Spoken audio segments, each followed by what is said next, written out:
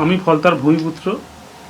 আমি চাইব ফলতা শান্তিতে থাকুক, সুস্থ থাকুক, ভালো থাকুক এবং ফলতায় আরও বেশি বেশি উন্নয়ন হোক। তাই সোনার ফলতা হোক, এটাই আমার স্বপ্ন ছিল। তাই আমাদের সম্মানীয় মুখ্যমন্ত্রী ফলতা উন্নয়নের জন্য স্পেশাল প্যাকেজ দিচ্ছে। সেই জন্য আমি আগামী 21শে মে যে রিপল আছে, সেই রিপলের কন্টেস্ট থেকে আমি নিজেকে দূরে সরিয়ে নিলাম। ফলতায় উন্নয়নের স্বার্থে। বৃহস্পতিবার ফলতায় পুনর্নির্বাচন, তার আগে ফলতায় রণে ভঙ্গ জাহাঙ্গীর খানের। ঝুঁকলেন পুষ্পা, পালালেন ফলতা থেকে। বৃহস্পতিবার ফলতায় পুনর্নির্বাচনের আগে ভোটে না লড়ার সিদ্ধান্ত নিয়েছেন তৃণমূল প্রার্থী। উধাও পুষ্পার তর্জন গর্জন।